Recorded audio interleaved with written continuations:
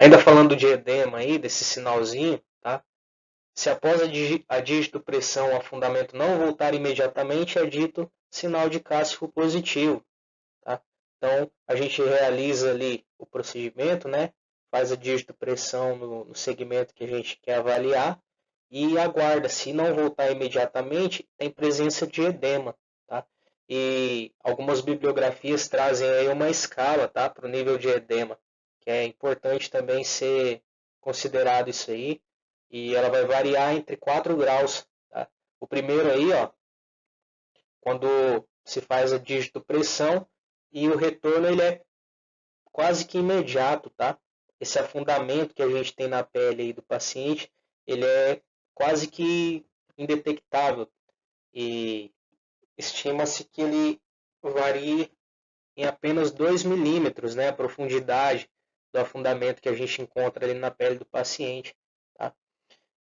O grau 2 aí, ó, o nível 2, ele é visível, tá? Eu já tenho um afundamento mais visível um pouco, ele vai retornar ao normal em até 15 segundos. Aí a gente vai ter aí um afundamento de mais ou menos 4 milímetros na pele.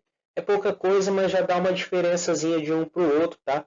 Mas é, o que é mais fácil de diferenciar um grau do outro é a questão do tempo que leva para a estrutura voltar à composição normal, tá?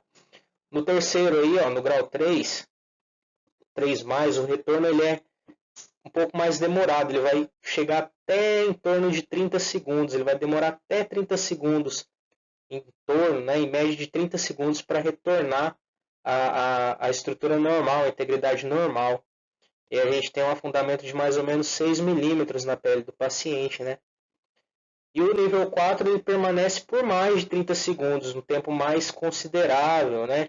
Ele leva mais tempo para retornar, ele fica ali afundadinho, um buraquinho na perna do meu paciente por mais tempo. E vai ser um pouquinho mais fundo também, ó, em torno de 8 milímetros, tá? Então, o que vai diferenciar visualmente, né, falando a questão da diferença de um grau para o outro, vai estar no tempo, tá? Que essa estrutura vai levar mais ou menos para retornar ao que era antes, né? Ao que era antes de realizar o teste. Então, se atentem a essa questão de tempo, tá? Até porque visualmente é muito difícil de se mensurar a questão da profundidade, né? Você vai observar que em um grau vai ficar mais fundo, em outro grau ele já vai ficar quase que imperceptível, esse afundamento na pele do paciente.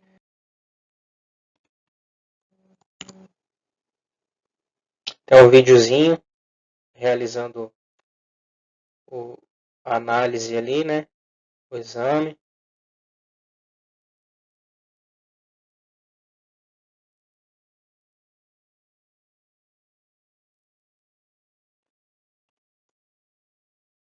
A título de curiosidade, então, duas questões que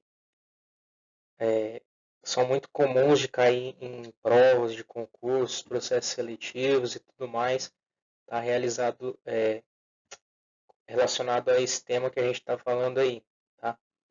A primeira delas, ó, sinal clínico avaliado por meio da pressão digital realizada sobre a pele por pelo menos 5 segundos, utilizado para avaliar a presença de edema. Se positivo, a depressão causada pela pressão na região não se desfaz imediatamente após a descompressão. Assinale a alternativa referente a esse teste descrito. Né? Então a gente já viu aí que esse sinal para edema aí, ele é caracterizado pelo sinal de Cássio, né? Primeira alternativa aí, alternativa A. Os outros sinais aí, alguns deles também são relacionados à questão de ortopedia, né? Porém, não são relacionados com o que está pedindo aí na questão, tá? No caso da letra B aí, ó, o sinal de Romberg, né? Ele é aquele teste para ver a questão de oscilação do corpo, né? Ele está um pouco mais relacionado com sistema vestibular, né? Então, para realizar esse teste aí, o paciente fica em pé, né, com os pés juntos e na posição ereta e de início olhando para frente, com os olhos abertos, né? Aí, logo em seguida, a gente pede para o paciente fechar os olhos e fica observando ele, tá? A oscilação do corpo dele de um lado para o outro. Ele vai dar positivo quando o paciente tiver uma oscilação muito grande com tendência até a queda, a sofrer uma queda, tá? Então, é bem característico o Romberg aí. Esse da letra C, né, o sinal de Peyer, na verdade, ele é um teste para menisco, né? A gente vai falar de todos esses aí mais para frente um pouquinho, tá? Mas esse terceiro aí, ele é indicativo para lesão de menisco, tá? O quarto aí, o sinal de Clark, ele já descreve algum tipo de alteração fêmuro-patelar, tá? Entre fêmur e patela aí. É bem característico também. E o terceiro, o quinto aí, o sinal de Babinski, tá? Ele está mais relacionado com lesão neurológica, lesão de bulbo especificamente, tá? Então, são itens que fazem parte do exame ortopédico, porém o que ele está pedindo aí é o da letra A, que a gente já comentou anteriormente. Segunda questão, então. O processo de avaliação ortopédica pode ser realizado desde o momento do primeiro contato com o paciente. O examinador observa e analisa seus movimentos e maneirismos ao mesmo tempo em que presta atenção ao seu relato. A observação e inspeção do paciente ocorrem a todo instante durante a entrevista da anamnese, especialmente quando o paciente não está cônscio da observação, quando o paciente não tem consciência de que ele está sendo observado. Tá?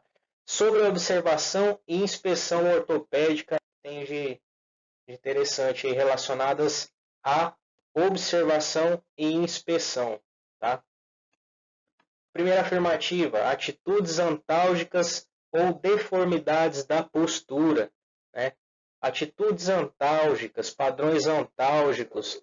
Quando o meu paciente tem, por exemplo, uma lesão em membro superior, a tendência dele é ficar segurando o membro, né? Ficar protegendo quando ele tem uma dor. Né? Quando a gente está com um tornozelo, por exemplo, machucado, depois de um entorse, algo do tipo, a tendência é a gente deixar ele o pé sempre mais escondidinho, né, para ninguém bater, enfim. Isso são atitudes antálgicas. Deformidades da postura, isso a gente consegue observar também, né? Se o meu paciente tem, por exemplo, um ombro mais alto do que o outro, se tem alguma discrepância de membro, enfim. Distúrbios da marcha, especialmente se o paciente necessita de auxílio. Vamos marcar essa primeira alternativa aqui como uma alternativa verdadeira, então, tá? Porque ali ele está solicitando observação e inspeção, que a gente consegue ver durante a observação e inspeção do meu paciente, sem palpação, tá? Então, distúrbio da marcha, especialmente se o paciente necessita de auxílio. Beleza, isso aqui só de observar ele eu consigo ter alguma noção, né? Se ele caminha direitinho, se ele necessita de alguma bengala, de um andador ou algo do tipo, tá? Então essa segunda afirmativa aqui também é uma afirmativa verdadeira, beleza? Uma afirmativa certa. Terceira, simetria da coluna vertebral, que inclui proeminências ou elevações, achatamento ou depressões, escoliose ou anormalidades da curvatura anteroposterior, tá? Então aqui também são questões de observação, tá? Que eu consigo verificar no meu paciente sem ter a necessidade de tocar nele. Então a terceira também é uma afirmativa correta, tá? Eu não preciso tocar, não preciso fazer palpação no meu paciente para evidenciar esses sinais que ele está descrevendo aí. E a quarta afirmativa, cicatrizes e feridas na superfície do corpo. Também não tem necessidade de palpação para identificar cicatriz e processos de feridas, né? Machucados na pele do meu paciente. Então, alternativas corretas aí, todas elas, né? Todas as alternativas afirmativas descritas aí em cima são verdadeiras. Esse tipo de questão costuma cair muito, tá? Em provas, em concursos e tudo mais. Então, vale a pena ficar atento a esses detalhes aí. Avaliação da dor do meu paciente, né? Muito importante também. E quando se trata de dor, a gente tem várias ferramentas aí que podem ser utilizadas para mensurar a dor que meu paciente está sentindo naquele determinado momento, né? A mais frequente que se utiliza é a EVA. Acredito que vocês já tiveram contato com ela, tá? É a escala visual analógica. Ela é bem didática, é bem fácil de o paciente entender o procedimento, tá? E ela consiste em basicamente avaliar a intensidade da dor que esse paciente está sentindo no momento, né? A gente utiliza ela tanto no primeiro contato com o paciente, mas também durante todo o tratamento, né? Por exemplo, quando eu estou tratando um paciente ortopédico de um processo de tendinopatia, né? Por exemplo, meu paciente vai chegar com um grau de dor no primeiro atendimento, para a primeira consulta. E conforme o tempo for passando, conforme for executando as sessões, né, eu posso estar reavaliando esse meu paciente e utilizando a EVA para considerar a dor do meu paciente, se ela está evoluindo, se ela está regredindo, né? Ela pode ser utilizada como ferramenta então de comparação também. A gente utiliza muito a goniometria para amplitude de movimentos, né? Avaliar a amplitude de movimentos, desenvolvimento da ADM do meu paciente, e a EVA para a questão da avaliação de dor, tá? Então, com relação à avaliação de reflexos, a gente tem aí como conceito de que são uma resposta involuntária, previsível e específica a um determinado estímulo, né?